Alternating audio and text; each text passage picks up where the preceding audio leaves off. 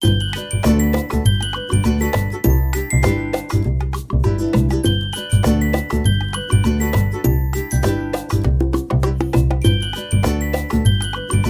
लड़के को समुद्र में एक फूलदान मिलता है। वो घर आकर जब फूलदान को साफ करने लगा तो फूलदान चमकने लगा और फिर उसमें से एक खूबसूरत लड़की निकलती है। लड़की लड़के की 3 इच्छाएं पूरी करना चाहती थी। वैसे लड़के का ध्यान 3 इच्छाओं पर कम, लड़की के बदन पर ज्यादा था। लड़का कौन कौन सी 3 इच्छाएं मांगता है, ये देखने के लिए वीडियो को पूरा देखें। कहानी की शुरुआत क्रिस नाम के लड़के से शुरू होती है, जो इस वक्त बीच पर टहल रहा था। क्रिस के साथ उसका पालतू सैमी भी था। क्रिस बीच के पास ही रहता था, इसलिए वो रोज यहाँ टहलने आता था। वैसे क्रिस पहले एक सिंगर था, लेकिन आजकल उसने गाना बंद किया हुआ था। बीच पर कुछ देर टहलने के बाद क्रिस एक जगह पर बैठ जाता है। वो बैठकर खुद भी खाना खाता है और सैमी को भी खिलाता है। खाना खाने के बाद क्रिस जैसे ही आराम करने लगा, तभी उसे लगा कि समुद्र में कोई डूब रहा है। वो जल्दी जल्दी लाइफ गार्ड के घर की तरफ भागता है, क्योंकि उसे अच्छे से तैरना नहीं आता था। लेकिन ना तो लाइफ गार्ड के घर की हालत ठीक थी और ना ही वो घर में था। अब क्रिस घर की टूटी हुई खिड़की उठाकर खुद ही समुद्र की तरफ बढ़ने लगा और फिर जल्दी ही समुद्र में कूद जाता है। लाइफ गार्ड बेवन पास ही टहल रहा था और उसने क्रिस को पानी में देख लिया था। समुद्र में क्रिस को कोई नजर नहीं आता। उसे वहम हुआ था कि कोई डूब रहा है और इसी वजह से अब उसकी जान खतरे में पड़ गई थी। धीरे धीरे वो पानी में डूबने लगा। पानी के अंदर उसे एक फूलदान मिलता है और तभी बेवन भी उसके पास पहुंच जाता है। जल्दी ही बेवन ने उसे पानी से बाहर निकाल लिया था, जिस कारण आज क्रिस की जान बच गई थी। वैसे ये दोनों दोस्त भी थे और एक दूसरे के घर आते जाते रहते थे। थोड़ी ही देर बाद क्रिस फूलदान लेकर अपने घर आता है।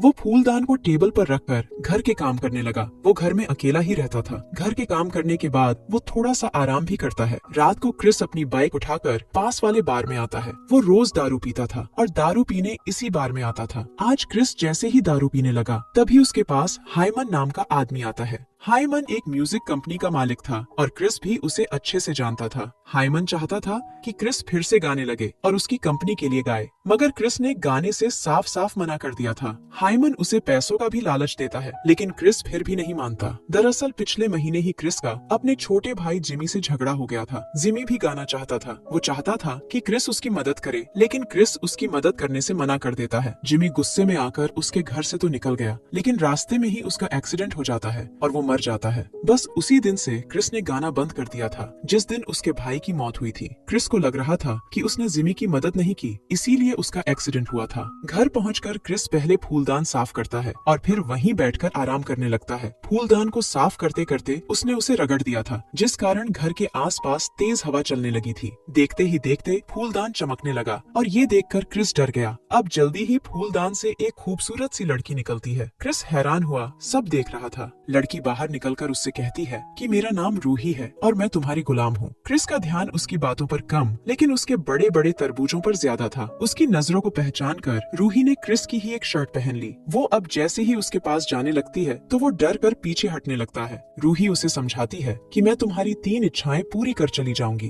क्रिस को उसकी बात पर यकीन नहीं होता। वो खुद को संभाल कर मजाक मजाक में कहता है, मैं अभी बारिश देखना चाहता हूँ। उसकी बात सुनकर रूही अपना जादू करती है और उसी पल बारिश शुरू हो जाती है। क्रिस यहाँ रहता था, वहाँ बारिश नहीं होती थी, इसलिए वो अब बेहद हैरान था। बारिश इतने जोर से होती है कि घर की छत से भी पानी गिरने लगा था। क्रिस की पहली इच्छा पूरी कर रूही भी बेहद खुश थी। वो जल्दी जल्दी उसकी इच्छाओं को पूरी कर आजाद होना चाहती थी। कुछ ही देर बाद बारिश बंद हो जाती है। अब रूही क्रिस से उसकी दूसरी इच्छा पूछती है, लेकिन क्रिस कहता है कि मेरी कोई इच्छा नहीं है, इसलिए तुम अब जा सकती हो। उसकी बात सुनकर रूही उसे समझाती है कि मैं 3 इच्छाएं पूरी करने के बाद ही जा सकती हूँ। क्रिस के पास कोई इच्छा नहीं थी और रूही अभी जा नहीं सकती थी। आखिर में रूही फैसला करती है कि वो क्रिस के साथ तब तक रहेगी जब तक उसकी इच्छाएं पूरी नहीं हो जाती। अगले दिन क्रिस अपने घर के बाहर खड़ा था, जबकि रूही उसके वो कपड़े देख रही थी जो उसे फिट आ सके। जल्दी ही क्रिस भी अंदर आ गया। रूही उससे फिर पूछती है कि तुम अपनी बाकी की 2 इच्छाएं क्यों नहीं बता रहे। क्रिस उसे अपने भाई की मौत के बारे में बताता है। साथ ही साथ वो ये भी बताता है कि मेरे भाई की मौत के साथ ही मेरी सारी इच्छाएं भी मर गईं। रात को क्रिस रूही को उसी बार में लेकर जाता है। यहाँ वो अक्सर आया करता था। दोनों यहाँ आकर दारू पीते हैं। बार में बेवन भी दारू पी रहा था। क्रिस रूही को बेवन से मिलाता है और फिर वापस चले जाते हैं। दोनों ने आज काफी दारू पी ली थी, जिस कारण वो घर आते ही एक दूसरे का पानी निकालने लगे। अगले दिन भी दोनों साथ साथ घूमते फिरते हैं। दोनों कुछ वक्त एक झील के पास बिताते हैं और फिर बीच पर चले जाते हैं। रात होते ही दोनों फिर से एक दूसरे का पानी निकालने लगे। अगले दिन दिन हाइमन लिज नाम की लड़की के पास आता है। लिज भी यहीं रहती थी और वो क्रिस की अच्छी दोस्त थी। हाइमन किसी भी तरह क्रिस को गाने के लिए मनाना चाहता था।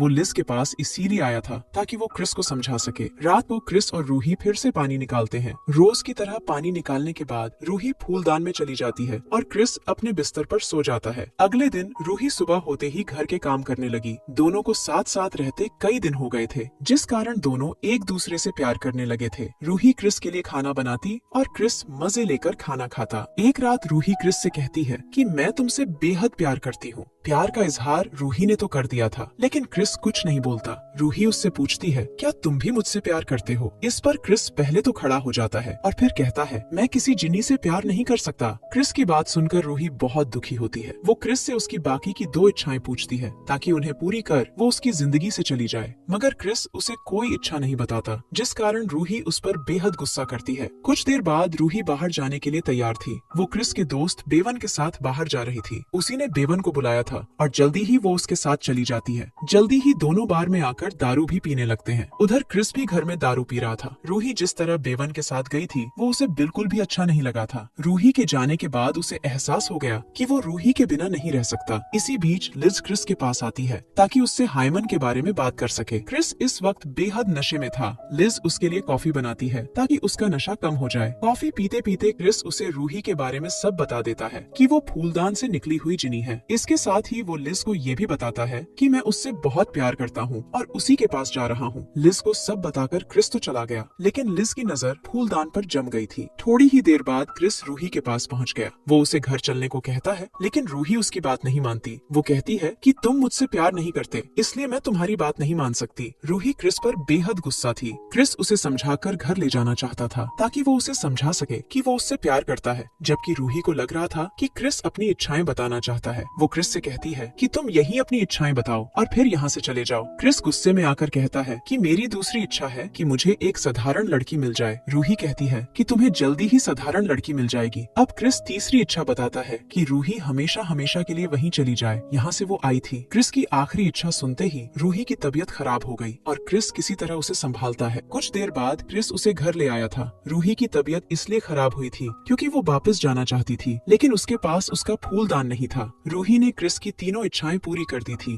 क्रिस की तीसरी इच्छा थी कि रूही वहीं चली जाए, यहाँ से वो आई थी। क्रिस की तीसरी इच्छा पूरी करने के लिए उसे फूलदान चाहिए था। क्रिस को भी जल्दी ही पता चल जाता है कि फूलदान लिज के पास है। वो जल्दी जल्दी लिज के घर जाता है, लेकिन वहाँ उसे लिज नहीं मिलती। लिज इस वक्त समुद्र किनारे बैठी थी और फूलदान उसी के पास था। लालच में आकर उसने फूलदान तो उठा लिया, लेकिन उसे ये नहीं पता था कि इसमें से जिनी कैसे निकलता है। अगले दिन लिज को अपनी गलती का एहसास हो जाता है कि उसने लालच में आकर क्रिस को धोखा दिया है। वो फूलदान क्रिस को लौटा देती है, जिसके बाद क्रिस रूही को लेकर समुद्र किनारे आ जाता है। जल्दी ही रूही फूलदान में चली जाती है और क्रिस फूलदान को समुद्र में बहा देता है। अगली सुबह भी क्रिस बीच पर ही था। रूही के जाने के बाद वो इतना दुखी था कि रात को वो बीच पर ही सो गया था। वो जैसे ही नींद से जागता है तो उसकी नजर एक लड़की पर पड़ती है। लड़की बीच पर ही टहल रही थी और वो क्रिस के पास आकर उसकी तबीयत के बारे में पूछने लगी। ये लड़की बिल्कुल रूही जैसी ही दिखती थी और उसे देखकर क्रिस भी हैरान हो गया था, लेकिन जल्दी ही क्रिस समझ जाता है कि रूही ने उसकी दूसरी इच्छा भी पूरी कर दी। क्रिस की दूसरी इच्छा थी कि उसे एक साधारण लड़की मिले